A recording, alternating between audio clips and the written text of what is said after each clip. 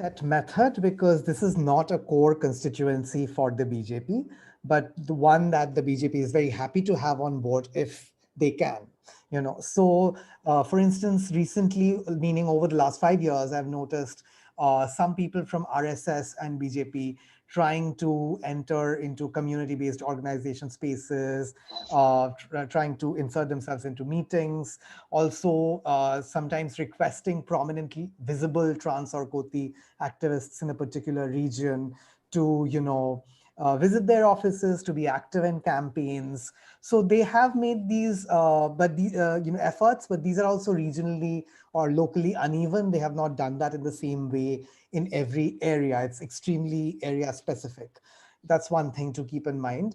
And the other is that, of course, deeply queerphobic and transphobic elements within the BJP do persist. BJP and the broader Hindu right spectrum do persist. And, therefore, it's also like sometimes the strategy also becomes very apparent to community members themselves, because often it's before elections that these overtures, I should say, I guess I could say, are made. So, then community members also can see the strategy kind of transparently and can are often become very cynical about what is happening. I should also qualify that my experience is primarily in Eastern India, where the BJP is not right now in power regionally. I mean, in West Bengal, at least in Assam it is, but where there is a much more complex kind of process at play politically. This might be different in the so-called Hindi heartland and other areas. But again, that speaks to the whole regional unevenness of the process. And of course, it's very contradictory because, many Hijras and Kotis still cherish associations with Islam and Sufi Islam, and the Hinduization process that has been going on, especially with figures like Lakshmi Narayan Tripathi and her Kinnar Akhada, that again is like, it's not unique. It does not result in a unilateral or homogeneous Hinduization at all. For instance, Sufi shrines often remain very prominent places where community members congregate. And there are a lot of like everyday contradictions here. Like, for instance, I know a trans/Koti leader in Kolkata who is softly associated with the BJP along, on some matters, or at least keeps good relationships with BJP leaders, but then also holds an annual Urs celebration, or Urush in Bangla, basically the death anniversary of a Sufi saint in their locality. And as even the BJP has, when it has tried to kind of expand its regional base, has sometimes courted Muslims. And as we know, there are all these very complex strategic alliances that the BJP has tried to do, while also trying to stick to some of its core tenets. So I think this creates all kinds of gaps and ruptures, even though the danger of assimilation and of infiltration and of basically somehow soft, what's the word, like sugarcoating Hindutva ideology in the name of gender inclusion, etc. All of that is very real. So I'm not saying that we shouldn't take that seriously, but I think it's also a fundamentally contradictory enterprise. And these contradictions are not stable. They keep developing, and more contradictions emerge as the processes unfold, and we have to be attentive to that. Yeah. Thank you so much. I would like to go to a question that is for everyone, and it's what tactics does Hindutva use to bring in these, quote, diverse, unquote, groups, and how do they bring people into their fold? Is it family networks, public and private spaces? That was a question for everyone.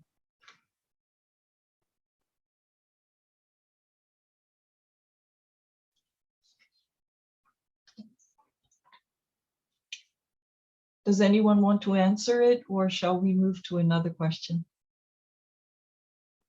Yes, go ahead. So in terms of like women's networks, a lot of the women have joined because of family networks and because their fathers, husbands, brothers are in it. But the women that I've been interviewing have done very much active work to go out there and recruit other women who are not necessarily connected through family. And the ways in which they do this is through appealing, the educational programs that they are designing, so-called educational programs, are very much tailored to different audiences. They use sort of narratives, mythologies, all sorts of stories, and all sorts of forms of like poetry, song. This has been explored a lot in the 90s as well on writing on Hindutva women, but has taken a sort of even deeper turn now. And so they use a lot of this kind of active, very strategic labor to go in and recruit women that they think will not come in through family, and putting in like spaces of like fun and connection. For example, sometimes they'll have like the initial meetings in like a shopping mall to like appeal more to like younger girls and younger women who they feel like will be more happy to come there as opposed to go to another place or to the shakha or to another branch or something like that. So that's what I wanted to say. Okay. Thank you. To that, I would just like to add that, the RSS, for example, has 200 family organizations, and they have organizations for workers, for Dalits, for people, for owners, for everyone. And so that's another way that they draw in lots of different sectors. The next question that we have is also for anyone, and it's, how do you see the relationship between Hindutva and quote rainbow unquote capitalism, given that many companies like Uber have explicitly applauded and projected inclusive policies concerning LGBTQ community in India? Can you comment on this tussle between a friendly international liberal market and Hindutva? It's for anyone.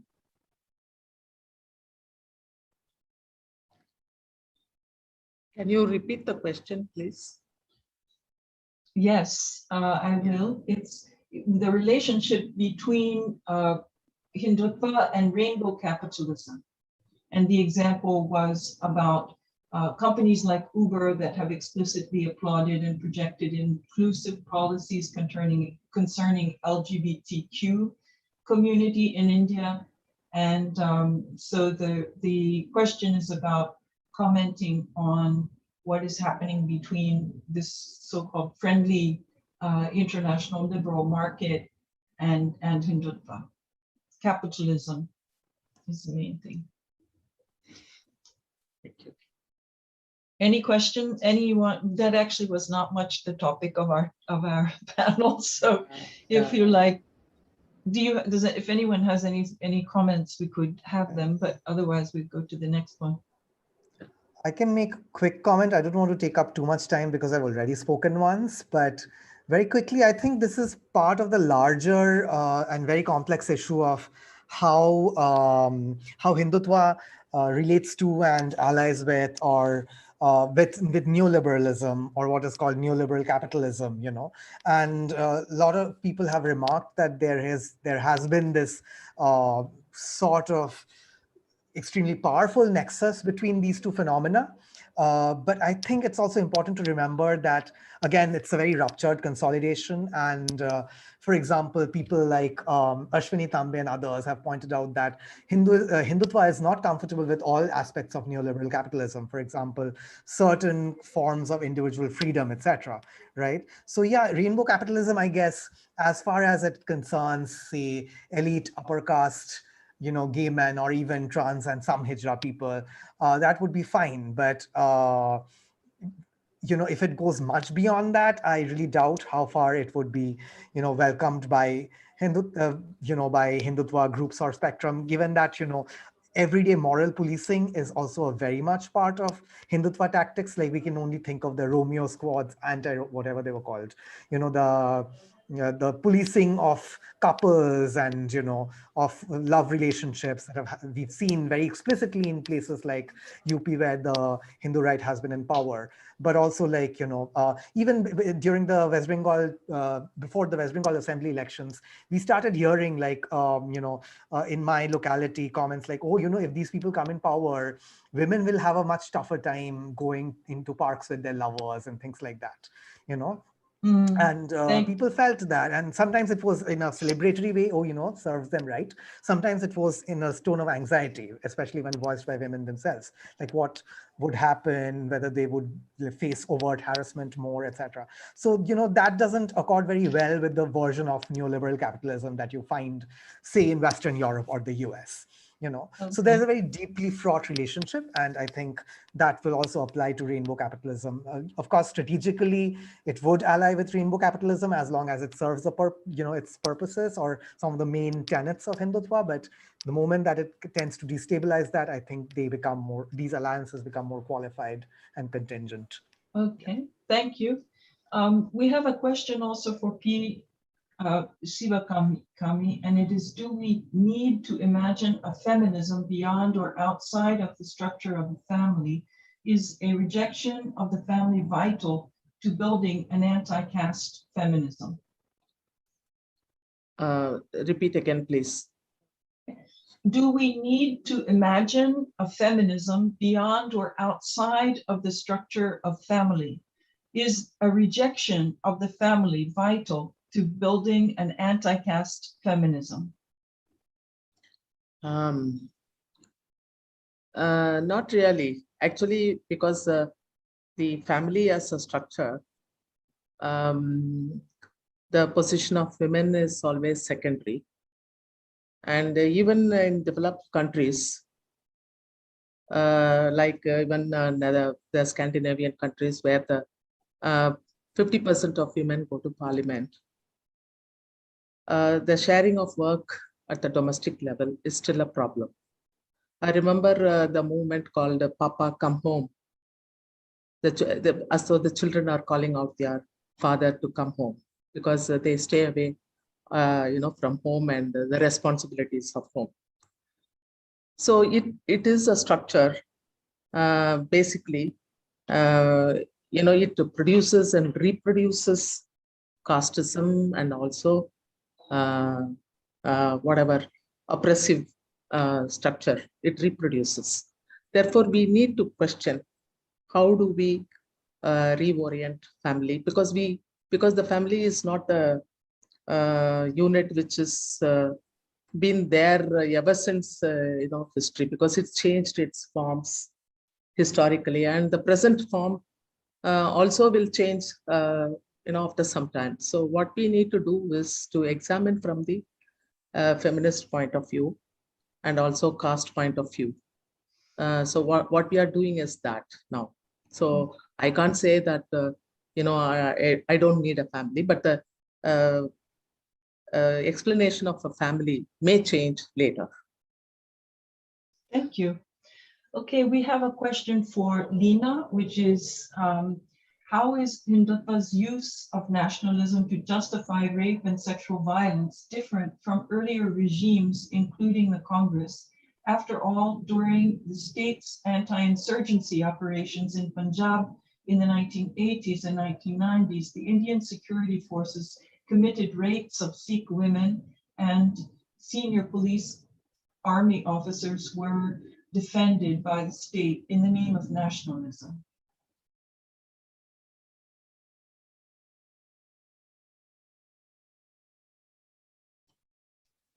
Yeah. Nationalism is always about toxic masculinity, be it BJP or be it any political parties, be it a nation state. Whenever there is riots, whenever there is conflict, women's bodies were always mutilated, not just now, even before the nation state, when there were kingdoms, and throughout the history. I think the history itself is written on the mutilated bodies of women, because whoever is in power, whoever wrote history, were basically rapists. So, I mean, I would call history itself as a pornography, and like how it is written on the porn of mutilating women's bodies. So yes, definitely it is through the regime of any political party, because nation state itself is like a huge phallus standing in front of us. But what makes Hindutva very special is the cruelty and the bestiality of it, and how they use the rape as a tool to power, as a structural systematic way to navigate to the power. So yes, I mean, rape and sexual violence is throughout the part of history of humanity, but like the manner how the Hindutva uses it is almost legitimizing it. I was telling in my speech, like femicide is like almost in the manifesto of Hindutva. It's like a day-to-day affair. So definitely this is more scary and against humanity, against women and children. That's the point I was trying. Thank you. We do have a question for Akanksha, for Dr. Dutta, and that is, how does the construction of Muslim masculinity in India connect with global Islamophobia? How do discourses and laws banning so-called love jihad contribute to this climate, and why haven't they been open to judicial challenge when they are so blatantly unconstitutional?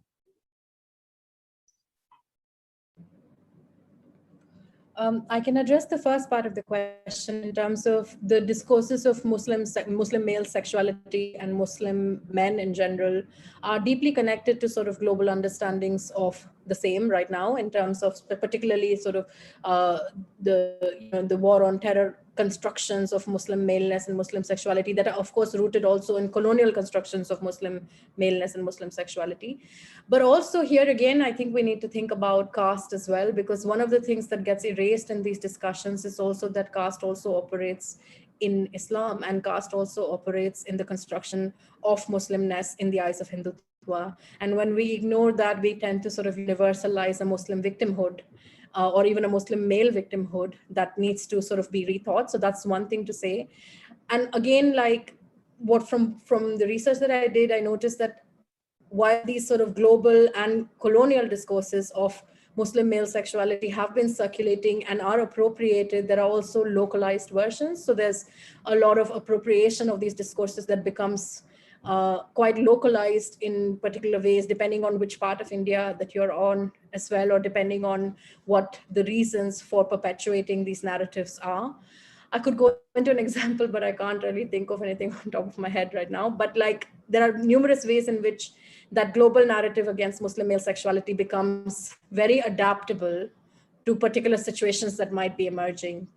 So there are connections, but it's not also the same. And caste here becomes again quite important to think about. Thank you. We have a question now that is for everyone, which is, given the brutal and relentless misogyny of Hindutva ideologues, can you elaborate on why a minority of women often seem to take vocal roles in promoting this political philosophy?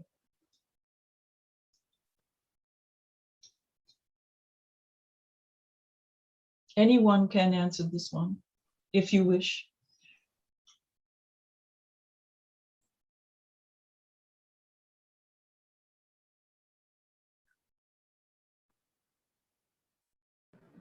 Paula, what's the question? Why do women participate? Is that, sorry, yes, it's kind of the gist of it. I was reading it literally, but the gist of it is that given that given the misogyny, given the the discourse of misogyny, the practice of misogyny, why are there women who who defended, who take vocal roles in promoting Hindutva? I would definitely say to protect their caste, class, and race interests. Definitely, that's the sort of main reason. It's similar to discussions that have been had in the U.S. context, for example. Why are women voting for Trump when there is clear patriarchy, misogyny involved? But also, like a lot of the women who were talking about their experiences within Hindutva, there's also something going on inside in ways in which they're able to negotiate domesticity, gender roles, all sorts of things, not in any big way that will dismantle any of the misogyny, patriarchy. In fact, it only perpetuates it further. But in sort of everyday ways, there are negotiations that they're able to do. For example, if they go to an event or a meeting or organize something, then they're able to get away from their home-based domesticity and all of that. So yeah, but definitely to protect caste, class, and racial interests. Can I also answer? Yes, please. Basically, I think we should examine how the power operates. The Hindu women, they're not able to draw power within the family structure because it's the patriarchal system doesn't allow her to be free and exercise some kind of a power. But she is compensated with controlling the caste men and women in some form or other, like the servants, and then maybe her interaction with the other women. So she feels superior. So where her inferior feelings at the family is neutralized because she feels superior as a caste person among other women or men. So that is why most of the women support the caste system.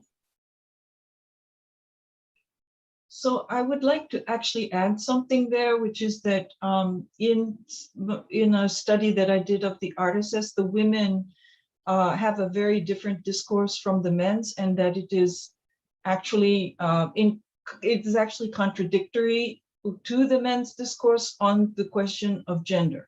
So so that's another reason, is that they're not as exposed to that end of things. They have their own discourse about gender. They have their own models for ideal femininity and ideal masculinity, although they're very critical of masculinity, of men and masculinity. So I think all of those reasons that everyone has contributed to it.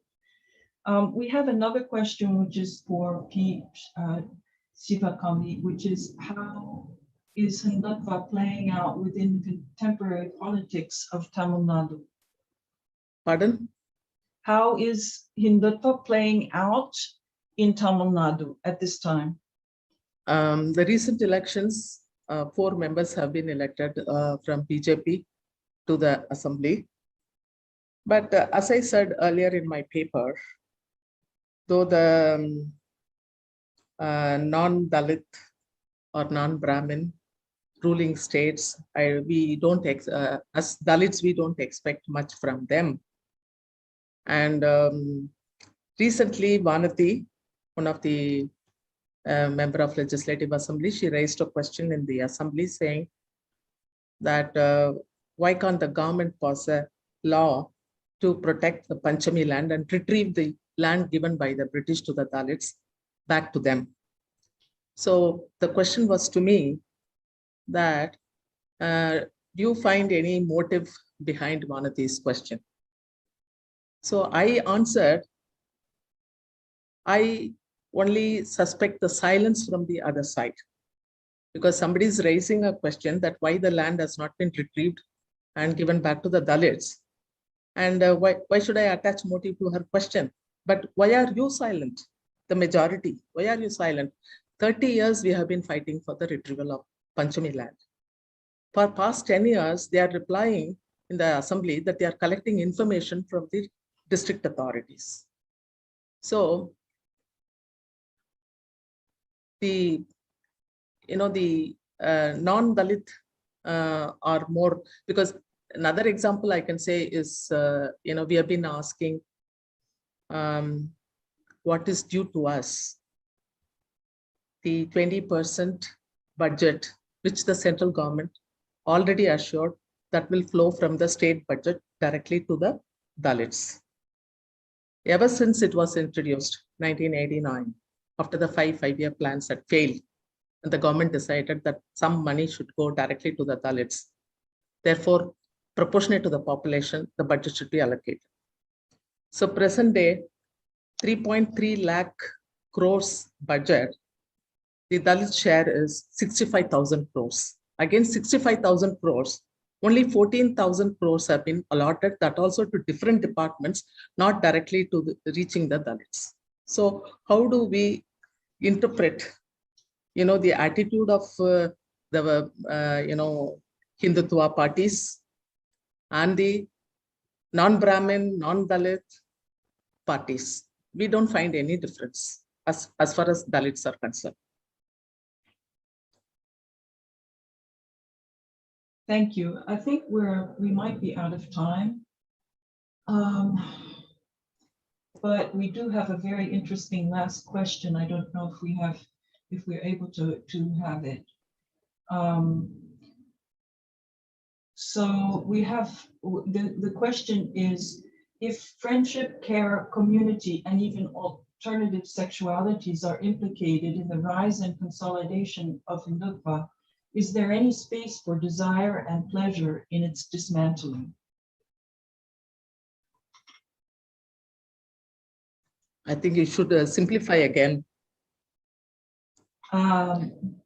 Several of the panelists have talked about friendship, community, care, and and alternative sexualities, in how Hindutva has come together and consolidated itself. And what about in resisting it? What about dismantling it? Is there any place for these kinds of things, for desire, for pleasure, in taking Hindutva apart and ending it? Of course, why not? Actually, I would like to say that because currently the focus of many are, against the Brahmins. Of course, they deserve it to be like that. But, see, everybody has to own their responsibility. When you focus on anti-Brahmin attitude or focus on anti-Brahmin thesis, we comfortably forget that everyone practices some kind of untouchability by following, endogamy. Because getting married with other community is literally not possible. Of course, it's possible. The percentage in the urban areas now from 17%, it's started coming down. I'm talking about only urban areas. So when this is removed, because if you problematize untouchability, because untouchability in the Constitution is considered as an offense, but whereas endogamy is allowed. So it is quite contrary. On the one hand, you call it as an offense. At the same time, you allow it in the form of, it's tradition, it's a culture, it's a comfortable caste system. So the free movement of people are allowed. See, if you meet a nice person, so immediately you think what caste he belongs to. So in the IAS Academy, I should mention that, see, people, when they come and join the service, they just to make a, kind of a search who's belonging to which community so that they can be friendly, fall in love with. So even to fall in love with, you think of the community first, because it won't end up in marriage or something. So a free relationship, fulfillment of your desires, everything depends on how free you feel in a society. So you don't feel free, you're caste bound, you're religion bound. So therefore, I think if you problematize untouchability as an offense and extend it to endogamy, then probably, because it's difficult, but I am saying we should start thinking about it. There is no point blaming Brahmins again and again. And then, of course, they need to be blamed. I don't disagree. But the thing is, they make them as scapegoats, and then others benefit. They make a political mileage out of it. Okay. Does anyone else have a very quick? I'm sorry, we do not. We have to stop. I see a hard stop. Okay. Well, I just want to thank everyone once again. Thank you for such fabulous papers that you gave. And it was a real pleasure to be able to moderate your panel. So thank you once again.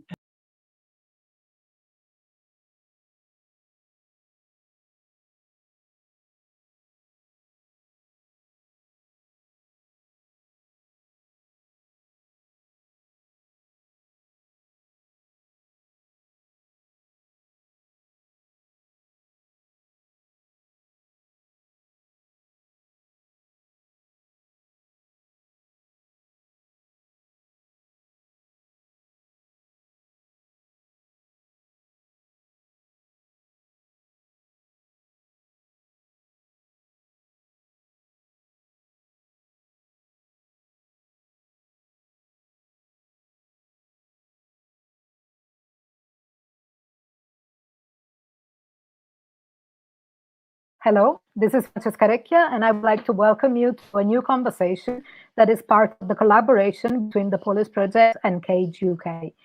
We're meeting up once a month to understand the present through the events of the last 20 years.